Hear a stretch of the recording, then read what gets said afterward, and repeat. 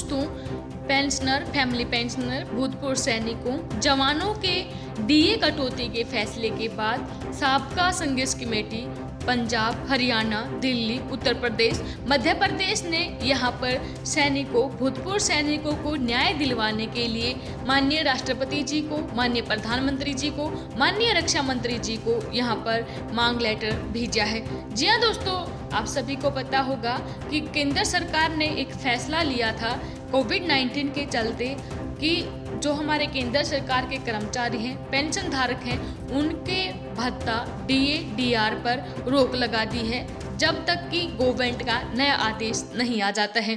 तो इसी के संबंध में भूतपूर्व सैनिकों के लिए कार्यरत साबका संघर्ष कमेटी ने लेटर लिखा है माननीय राष्ट्रपति जी को, देख पा रहे हैं आप यहाँ पर, माननीय प्रधानमंत्री जी को और माननीय रक्षा मंत्री जी को। चलिए एक बार जान लेते हैं इन्होंने क्या कहा है, क्या निवेदन किया है। इन्होंने निवेदन किया है कि हमारी साबका संघर्ष कमेटी पंजाब, हरियाणा, दिल्ली, उत्तर प्रदेश, मध्य प्रदेश पिछले 10 सालों से जवानों के जायज़ हकों को दिलवाने के लिए संघर्ष कर रहे हैं और इसके लिए हम दर्जनों बार दिल्ली में विरोध प्रदर्शन और 2 बार भूख हड़ताल कर चुके हैं। माननीय राष्ट्रपति जी, प्रधानमंत्री जी, रक्षा मंत्री जी, मौजूदा समय चल रही कोरोना की महामारी में हम सेना के पूर्व सैनिकों, जवान केंद्र सरकार के साथ हैं और हर तरह के सहयोग के लिए तैयार हैं। श्रीमान जी, अगर मौजूदा समय में देश को हमारी पूर्व सैनिक जवानों की किसी भी तरह की ड्यूटी या सहयोग की जरूरत पड़ती है तो हम वह निःशुल्क सेवा देने के लिए तैयार हैं।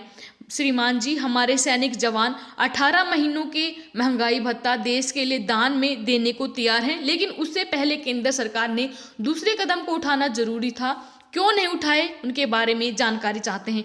इन्होंने कहा, सेना के जवान 15 से लेकर 30 साल की कठिन नौकरी करने के बाद सिर्फ एक पेंशन मात्र कुछ हजार के हिसाब से ही लेते हैं, न कि नेताओं की तरह 5 साल बाद लाखों के हिसाब से पेंशन प्राप्त करते हैं, और वह भी जितनी बार इलेक्शन जीतो उतनी बार अलग पेंशन।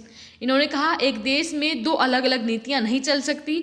आप या तो नेताओं की 1 से ज़्यादा दी जा रही पेंशन को बंद कीजिए, अगर बंद नहीं कर सकते तो हर एक केंद्रीय कर्मचारी को 5 साल की नौकरी के बाद पहली पेंशन, 10 साल की नौकरी के बाद दूसरी पेंशन, 15 साल की नौकरी के बाद तीसरी पेंशन और 20 साल की नौकरी के बाद चौथी पेंशन, और इसी तरह पूरी सर्विस में हर 5 साल के बाद एक पेंशन लागू की जाए, जैसा कि नेताओं के ऊपर लागू की गई है। इन्होंने कहा, श्रीमान जी, अगर आपको देश की आर्थिक स्थिति की चिंता है तो नेताओं को मिल रही 5-5, 7-7 पेंशन को बंद कीजिए और नेताओं को मिल रही बेवजह सहूलियतों में कटौती की जाए। लेकिन नेताओं के लिए तो आपने भारत के राजपत्र संख्या CGDL देख पा रहे हैं, ये दिनांक 7 अप्रैल 2020 के अनुसार सांसदों के भत्तों में भारी वृद्धि कर दी है। श्रीमान जी, देश के नाम पर सिर्फ आम कर्मचारियों को ही बलि का बकरा क्यों बनाया जाता है? देश के नेताओं का देश नहीं है क्या? क्या देश के नेताओं को देश के लिए योगदान नहीं देना चाहिए?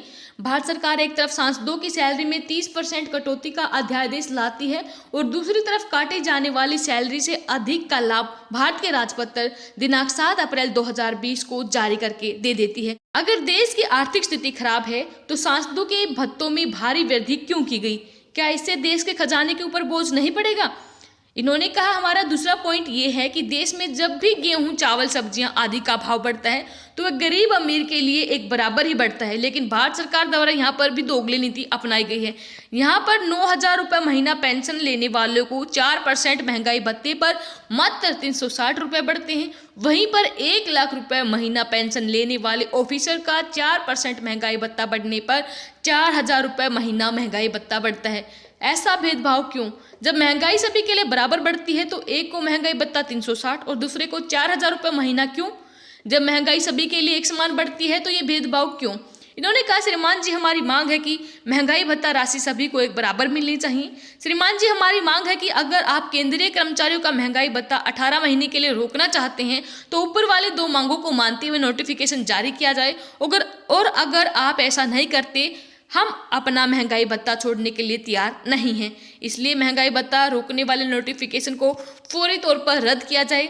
इनका कहना है, हमें पूर्ण विश्वास है कि आप फौरी कार्यवाही करते हुए अन्यायपूर्ण पॉलिसियों में बदलाव करके नया नोटिफिकेशन जारी करेंगे। ये देख पा रहे हैं, इन्होंने अपने सिग्नेचर यहाँ पर किए हैं पंजाब, मध्य प्रदेश, हरियाणा, गुरदासपुर, यूपी और दिल्ली से। तो आपको इनके विचार कैसे लगे, वीडियो के कमेंट बॉक्स में अपनी राय जरूर दें। वीडियो अपने दोस्तों के साथ जरूर शेयर करें ताकि वो भी अपने कीमती सुझाव दे सकें। धन्यवाद। जय हिंद, जय भारत।